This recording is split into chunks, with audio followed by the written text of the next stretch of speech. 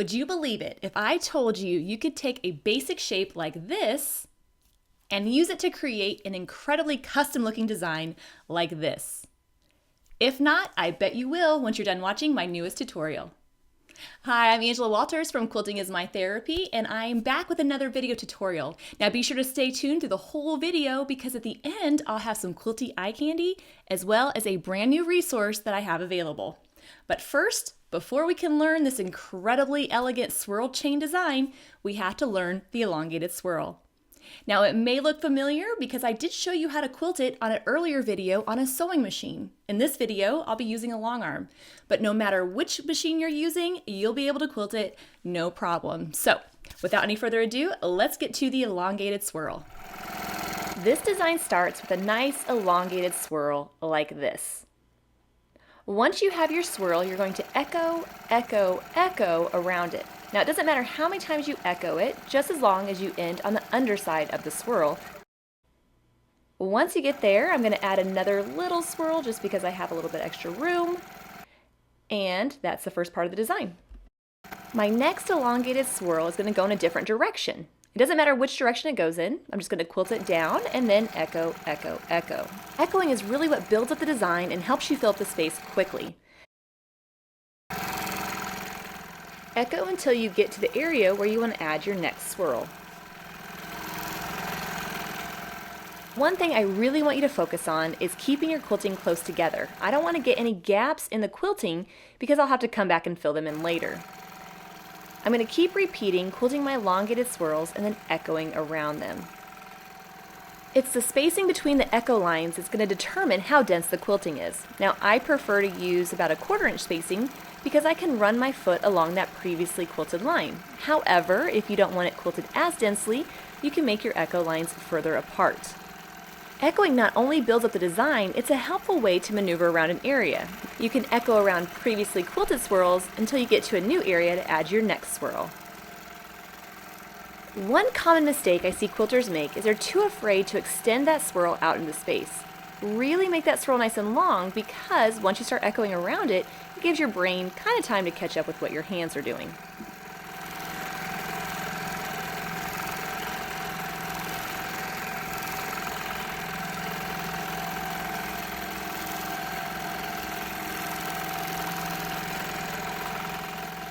As you're quilting those elongated swirls, there's a good chance you're going to get a weird space that's left unquilted, kind of like this.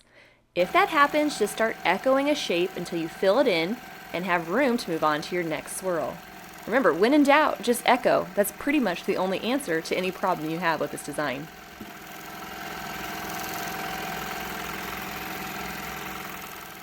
Repeat quilting your elongated swirls and echoing around them until the whole area is filled in.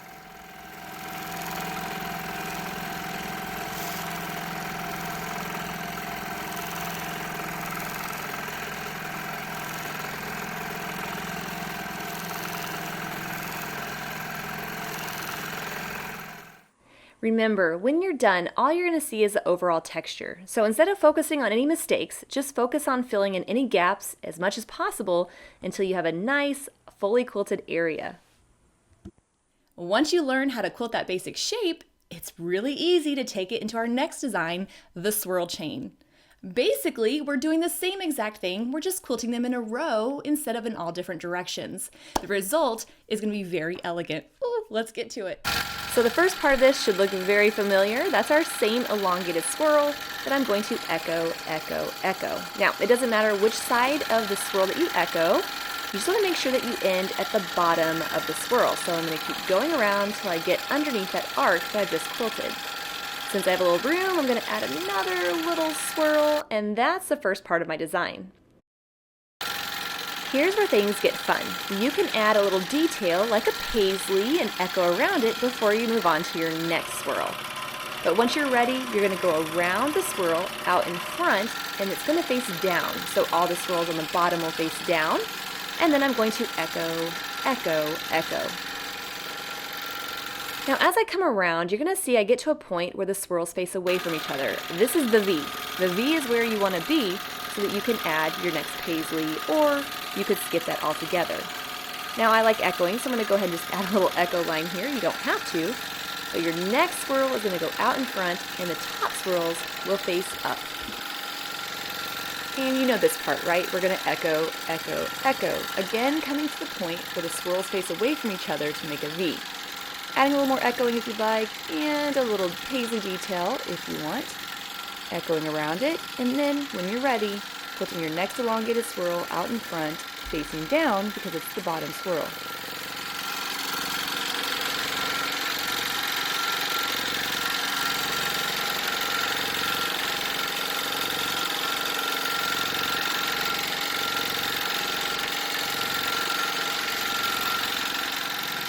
After quilting your swirl and echoing around it, the reason we want to come to the V, or the area where those two swirls come away from each other, is because it's the perfect place to add the paisley or any other details we want to add.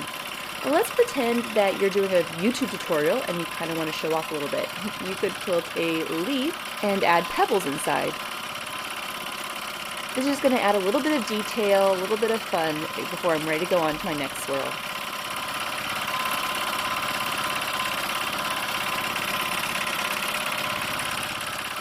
No matter what little details I choose to put there, I'm still going to go right into my swirl. I'm going to extend it out in front and echo, echo, echo around it. Now if you're not liking how your swirl looks, don't worry. The more you echo around it, the more it will help fill it in. And if you find yourself on the wrong side of the swirl, just keep echoing until you get to where you want to be, which is the V, right? Now here I'm doing some little feathers. This is more of a custom feather. We saw this in the Bjorn Bear video. But I just love how it adds that custom look to it. And then on to my next swirl. You can really have a great time experimenting with different fillers and designs to use in between your swirls.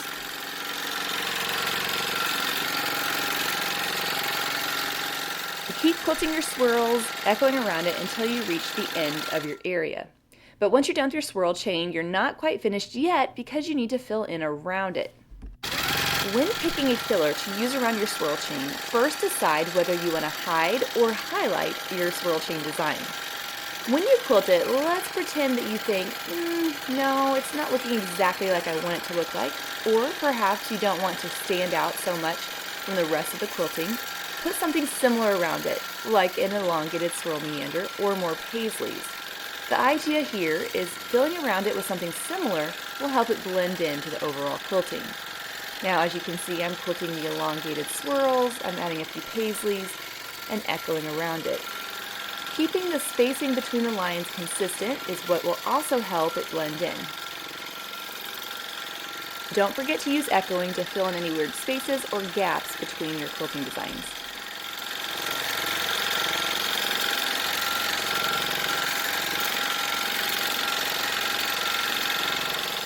And once you're done filling in around it, as you can see, it's just all going to kind of blend into each other nicely. But what if you want to highlight your swirl chain? Using a filler that's different in shape and direction will really help highlight your swirl chain design. Here I'm filling in around it with wishbone design, and it's nice and long and skinny. And what this is going to do is help fill in those gaps, but also kind of draw attention to that swirl chain design. Back and forth lines would work as well, or even a smaller design like pebbles or tighter swirls.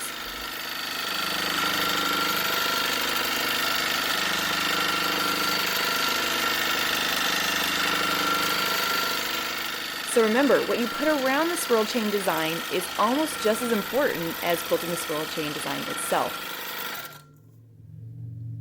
And there you can see how those wishbones are really helping show off that swirl chain design. Of course, if you really want to show it off, you could use that dense back and forth line. And this example right here shows you exactly what that would look like. Man, I just love that design. If you've watched any of my video tutorials, you know that most of the time I include quilty eye candy. These are examples that are meant to show you the designs on actual quilts. Because it's one thing to know how to quilt the design, it's a completely different thing to know when and how to use it on your quilts. First up is the Laurel quilt, and you might recognize this if you watch the Midnight Quilt Show. And if you want to see how to make this quilt, you can check out the video, although I'll give you a spoiler alert, it's just fusible applique. But instead of quilting those swirls in one long line, I quilted them in curves around the outside of that laurel shape. The swirl chain acts as a frame, really helping show off the center of the quilt. I also had fun with fillers, putting swirls on one side of the swirl chain and dense back and forth lines on the other side. Of course, why should you stop in the outside? I did the same thing on the inside of the laurel, quilting the swirl chain to make a motif towards the center of the quilt. If the thought of just winging it makes you a little nervous, you can use a water-soluble marker or another marking utensil to mark a line and then quilt your swirl chain so that it falls on it. Now, another really fun way to use a swirl chain is as a motif. Now, this next quilt may look a little bit similar. It's also called Laurel. What's up with that? It's actually the quilt that inspired the first quilt that we saw. So this Laurel quilt uses swirl chains as a motif. Starting from that main shape, I'm quilting a swirl chain out to one side and back, and then the other side and back. And the result is a self-contained motif that looks great on the quilt. And as you can tell, I'm a little fond of shiny gold thread, so I use that to really pull these pieces together. The last example is the drawn quilt. This is a whole cloth quilt. There's no piecing. It's 100% quilting. Along the outside, I quilted intricate examples of the swirl chain. I started adding all sorts of designs like leaves and pebbles and flowers. Oh, I had so much fun really coming up with variations of the design. 3 quilts show you just how versatile this design is. Now, as you know, my machine quilting videos and tutorials are free, but you might need a little help getting from video to successful quilting, and that's why I'm excited to announce a new resource that I have. It's a PDF resource sheet that's specific to this video. That means I'm outlining the content talked about in this video, I'm showing you tips and tricks, and quilting diagrams. That means you can print them out and draw over it until it clicks. And because I know quilters love quilty eye candy, there's also pictures of all the samples shown in this video. And if you want to purchase this low-cost PDF resource, all you have to do is go to the description box below and there'll be a link to it, as well as information about all the products and quilts that you see in the video. Thank you so much for watching my video tutorials. I hope that you like watching them as much as I enjoy putting them together. If you enjoy watching them, I hope you'll give it a thumbs up or leave a comment below so other quilters can find it. I'll be back next week to brighten your Monday with a new machine quilting tutorial. Until then, happy quilting!